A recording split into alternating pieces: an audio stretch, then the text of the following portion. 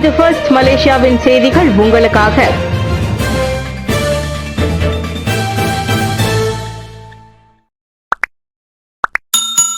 பேராக்கில் மேடை ஏறிய பெண் விவகாரம், மூவரிடம் MCMC வாக்குமூலம். அண்மையில் பேராக் ஈப்போவில் நடைபெற்ற சுதந்திர தின கொண்டாட்டத்தின் போது பெண் ஒருவர் பிரதான மேடையில் ஏறிய சம்பவம் தொடர்பில் சமூக ஊடகங்களில் இன ரீதியில் போலி பதிவுகளை வெளியிட்டது குறித்து தொடர்பு மற்றும் பல்லுடக ஆணையம் MCMC மேலும் மூவரிடம் வாக்குமூலங்களை பதிவு செய்தது. சீன பெண்மணி ஒருவர் அவ்வாறு செய்ததாக கூறும் பதிவு உண்மைக்கு புறம்பானது என்பதோடு இத்தகைய தகவல் சமூகத்தினரிடையே இனப்பதற்றத்தையும் எதிர்மறையான கருத்துக்களையும் தூண்டக்கூடும் என MCMC கூறுகிறது. இந்த விவகாரம் தொடர்பில் கெடாவின் கோலா நெராங், குவாந்தானின் பெசேரா போலீஸ் நிலையங்களோடு பினாங்கு வடகிழக்கு மாவட்ட போலீஸ் தலைமையகத்திலும் வாக்குமூலங்கள் பதிவு செய்யப்பட்டதாக MCMC கூறியது. மொத்தம் 3 கைபேசிகள், 3 சிம் அட்டைகள் மற்றும் ஒரு தரவு சேகரிப்பு அட்டை ஆகியவற்றை MCMC அவர்களிடம் இருந்து பறிமுதல் செய்துள்ளது. 1998ஆம் ஆண்டு தொடர்பு மற்றும் பல்லுடக சட்டத்தை உட்படுத்திய 588வது சட்டம் செக்ஷன் 233 கீழ் இவ்வழக்கு விசாரிக்கப்படுவதால் குற்றம் நிரூபிக்கப்பட்டால் குறைந்தபட்சம் 5 லட்சம் அபராதம், 2 ஆண்டுகளுக்கும் குறையாத சிறை தண்டனை அல்லது இரண்டுமே விதிக்கப்படலாம். மித்ராவின் தனியார் பாலர் பள்ளி மானிய திட்டத்திற்கு 10 மில்லியன் ரிங்கிட் ஒதுக்கீடு. பிரபாகரன் தகவல். மித்ராவின் 2025ஆம் ஆண்டு தனியார் பாலர் பள்ளி மானிய திட்டத்தின் கீழ் 5000 மாணவர்கள் பயன்பெற ஏதுவாக 10 மில்லியன் ரிங்கிட் நிதி ஒதுக்கப்பட்டுள்ளது. B40 குடும்பங்களை சேர்ந்த மலேசிய இந்திய குழந்தைகளுக்கு தரமான முழுமையான பாலர் கல்வி வழங்கப்படுவதை உறுதி செய்வதற்காக அனாக் பிண்டார் நெகேரா கெமிலாங் திட்டத்தின் கீழ் இந்த மானியம் வழங்கப்படுகிறது.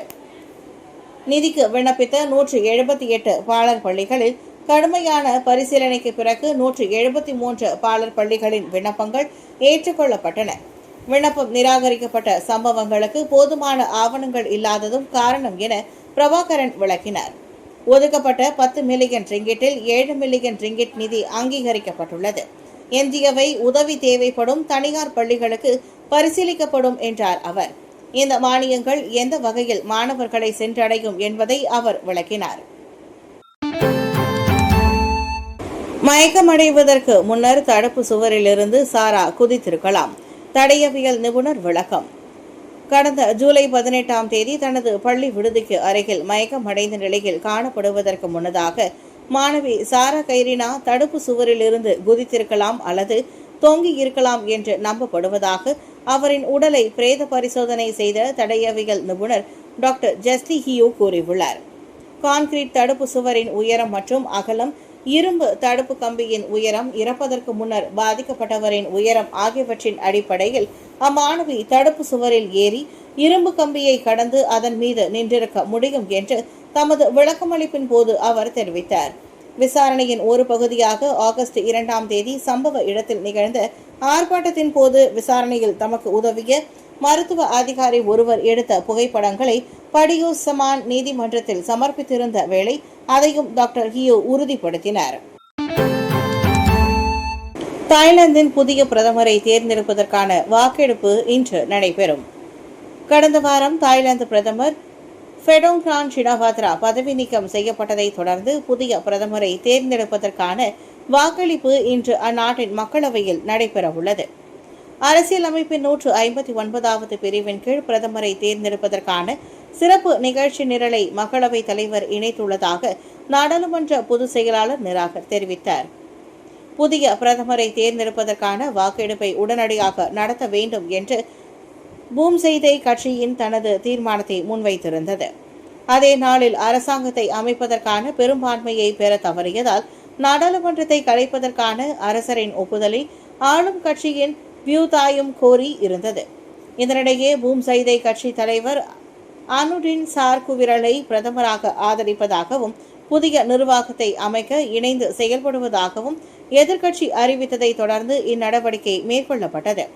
இருப்பினும் நாடாளுமன்றத்தை கலைப்பதற்கான அரசாங்க ஆணையை இடைக்கால பிரதமர் பூம்தம் வெச்சாயை சமர்ப்பிப்பதை அடுத்து சட்டப்பூர்வ அடிப்படையில் பிரைவி மன்ற அலுவலகத்தால் அது திருப்பி அனுப்பப்பட்டதாக உள்ளூர் ஊடகங்கள் செய்தி வெளியிட்டிருந்தன.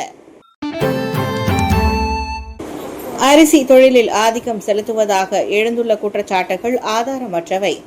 கலப்படம் மற்றும் கள்ள நடவடிக்கைகளுக்கு வழிகோலும் வகையில் அரிசி உற்பத்தி துறையில் ஒரு சில பெருநிறுவனங்களின் ஆதிக்கம் நிலவுவதாக கூறப்படுவது ஆதாரமற்றவை என்பது மலேசிய போட்டி ஆணையம் MYCC நடத்திய நெல் மற்றும் அரிசி தொழில்கள் குறித்து பொதுவான ஆய்வில் கண்டுபிடிக்கப்பட்டதாக விவசாயம் மற்றும் உணவு உத்தரவாத துணை அமைச்சர் doctor Shri Arthur Joseph Kurup கூறினார். இந்த ஆய்வின் அடிப்படையில் 2010ஆம் ஆண்டு போட்டி சட்டத்தின் கீழ் உள்ள விதிகளுக்கு முரணான எந்தவொரு போட்டி எதிர்ப்பு நடைமுறைகளையோ அல்லது எந்தவொரு சிக்கல்களையோ MYCC தரப்பு கண்டறியவில்லை என்றார் அவர். கடந்த ஆண்டு டிசம்பர் 17ஆம் தேதி நடைபெற்ற தேசிய உணவு பாதுகாப்பு கொள்கைக்கான அமைச்சரவை கூட்டத்தின் போது சம்பந்தப்பட்ட ஆய்வின் கண்டுபிடிப்புகள் சமர்ப்பிக்கப்பட்டதாக ஆர்தர் ஜோசப் குரூப் நேற்று மேலவையில் கூறினார். பகடிவதை தமிழ் மாடரேட்டர்ஸ் விஷயத்தில் டிக்டாக் மெத்தனம், ஃபாமி கடும் அதிருப்தி. நேரலை, வீடியோ, கருத்துகள் உள்ளிட்ட தமிழ் உள்ளடக்கங்கள் டிக்டாக் விதிமுறைகள் மற்றும் கம்யூனிட்டி கைட்லைன்ஸில் ஏற்ப உள்ளதா என கண்காணிக்கும் பொறுப்பில் உள்ள மாடரேட்டர்ஸ்களை அதிகரிக்கும் விஷயத்தில் டிக்டாக் நிறுவனம் மிகவும் மெத்தனமாக செயல்படுகிறது. இது தமக்கு கடும் அதிருப்தியை ஏற்படுத்தி உள்ளதாக தொடர்புத்துறை அமைச்சர் டாக்டர் ஃபாமி வாட்ஸில் கூறியுள்ளார். கடந்த ஆண்டு சமூக ஊடக பிரபலம் ஏஷா எனும் ராஜேஸ்வரி அப்பாவு டிக்டாக்கில் பகடிவதைக்கு ஆளாகி உயிரிழந்தது முதல் டிக்டாக்கிடம் அக்கோரிக்கை வைக்கப்பட்டு வருகிறது. பல முறை கேட்டு பார்த்துவிட்டோம், ஆனால் இதுவரை டிக்டாக்கிடம் இருந்து பதிலே இல்லை என்றார் அவர். இந்நிலையில் அந்த வீடியோ பகிர்வு தளத்தில் இந்திய சமூகத்தை உட்படுத்திய பகடிவதை புகார்களை தாம் தொடர்ந்து பெற்று வருவதாகவும் ஃபாமி ஏமாற்றம் தெரிவித்தார்.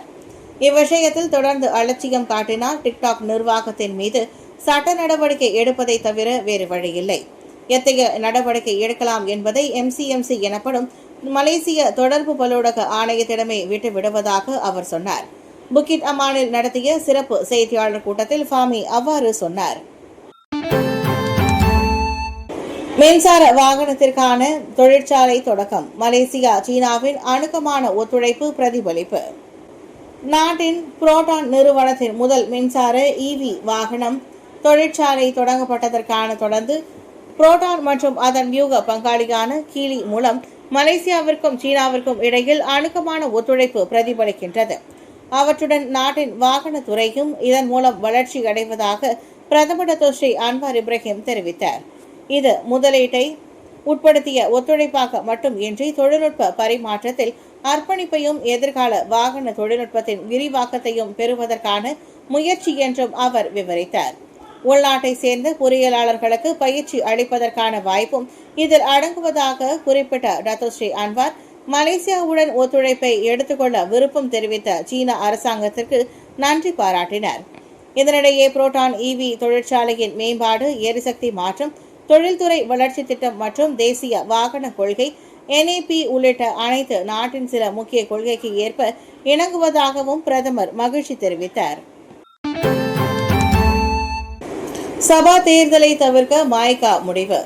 அரசியல் யதார்த்தங்களையும் கட்சியின் திறன்களையும் கருத்தில் கொண்டு வரவிருக்கும் சபா மாநில தேர்தலில் எந்த வேட்பாளர்களையும் நிறுத்தப் போவதில்லை என மாய்கா உறுதிப்படுத்தியுள்ளது. எங்கள் வரம்புகளுக்கு எங்களுக்கு தெரியும், எனவே நாங்கள் அதிக லட்சியமாக இருக்க மாட்டோம் என்று அதன் துணைத் தலைவர் சரவணன் செய்தியாளர்களிடம் தெரிவித்தார். இந்திய சமூகத்தை பிரதிநிதித்துவப்படுத்துவ மாய்கா ஒரு நாள் சபாவில் போட்டியிடக்கூடும் என்று மாய்கா துணைத் தலைவர் டி முருகையா சமீபத்தில் கூறினார். சீனாவை தளமாக கொண்ட தீபகற்ப கட்சிகள் மாநிலத்தில் போட்டியிட முடிந்தால் மாய்காவும் அதையே செய்ய அனுமதிக்க வேண்டும் என்று மாய்கா சபா அத்தியாயத்தின் தலைவரான முருகையா கூறினார். சபாவில் உள்ள இந்தியர்களின் நலன் மற்றும் தேவைகள் பூர்த்தி செய்யப்படுவதை உறுதி செய்வதற்காக மாய்கா ஒரு கட்சியில் சேருவது குறித்து பரிசீலிக்கப்படலாம். நுசாந்திரா பல்கலைக்கழகத்தின் அஸ்மி ஹசான் மற்றும் மலேசிய சபா பல்கலைக்கழகத்தின் லீ குவாக் தியோங் ஆகியோர் மாய்கா ஒரு தீபகற்பத்தை அடிப்படையாக கொண்ட கட்சியாக சந்தேகத்தை சமாளிக்க போராடும் என்று கூறினார். OPR விகிதத்தை 2.75 விழுக்காடாக நிலைநிறுத்த பேங்க் நிகரா முடிவு. OPR எனப்படும் கடன்களுக்கான வட்டி விகிதம் 2.75 விழுக்காடாக நிலைநிறுத்தப்படுகிறது. உள்நாட்டு தேவை மற்றும் நிலையான பணவீக்கத்தை கருத்தில் கொண்டு பேங்க் நிகரா மலேசியாவின் நாணய கொள்கை குழு MPC இம்முடிவை செய்துள்ளது. மத்திய வங்கி வெளியிட்ட அறிக்கையின்படி அண்மைய பொருளாதார குறியீடுகள் உலகளாவிய வளர்ச்சியில் தொடர்ந்து வலுப்பெற்று வருவதை காட்டுகின்றன. பயணீட்டாளர்களின் நிலையான செலவு, நேர்மறையான தொழிலாளர் சந்தை நிலைமைகள் ஆகியவை இந்த வளர்ச்சிக்கு முக்கிய காரணங்களாக உள்ளன. எனவே உலக பொருளாதார முன்னேற்றத்திற்கு இது சாதகமான சூழ்நிலையை உருவாக்கும் எனவும் நிபுணர்கள் எதிர்பார்க்கின்றனர். 2025ஆம் ஆண்டின் முதல் காலாண்டில் மலேசியாவின் பொருளாதாரம் 4.4 விழுக்காடாக விரிவடைந்துள்ளதாக MPC தெரிவித்திருக்கிறது. ஒப்பந்த நியமனங்களுக்கு முன்பே 2361 பொது சேவைத்துறை அதிகாரிகள் நிரந்தர பணியில் அமர்த்தப்பட்டனர். 2024ஆம் ஆண்டு பிப்ரவரி 1ஆம் தேதி அமல்படுத்தப்பட்ட ஒப்பந்த நியமனங்களுக்கு முன்பே நியமிக்கப்பட்ட மொத்தம் 2361 பொது சேவைத்துறை அதிகாரிகள் நிரந்தர பணியில் அமர்த்தப்பட்டனர். மேலும் ஓய்வூதிய திட்டம் அல்லது ஊழியர் சேம நிதி வாரியம், KWSP ஆகியவற்றில் ஒன்றை தேர்வு செய்யவும் அவர்கள் தகுதி பெற்றிருப்பதாக கூட்டரசு பிரதேசத்திற்கான பிரதமர் துறை அமைச்சர் டாக்டர் ஜலிகா முஸ்தபா தெரிவித்தார். அந்த எண்ணிக்கையில் 1997ஆம் அதிகாரிகள் அல்லது 84.54 விழுக்காட்டினர் ஓய்வூதிய திட்டத்தை, 364 பேர் அல்லது 15.42 விழுக்காட்டினர் KWSP திட்டத்தை தேர்ந்தெடுப்பதாக டாக்டர் ஜலிகா முஸ்தபா விவரித்தார். 2025ஆம் ஆண்டு அக்டோபர் 31ஆம் தேதி வரையிலான SBA தரவுகளின்படி இடைக்கால ஒப்பந்த நியமனம் நடைமுறைக்கு வருவதற்கு முன்பு நியமிக்கப்பட்ட மொத்தம் 2361 அதிகாரிகள் முன்னதாகவே பணியில் உறுதிப்படுத்தலுக்கான நிபந்தனைகளை பூர்த்தி செய்துள்ளனர். அவர்கள் ஓய்வூதிய திட்டம் அல்லது ஊழியர் சேமநிதி வாரியம் போன்ற தேர்வுகளுக்கு தகுதி உடையவர்கள் என்றார் அவர்.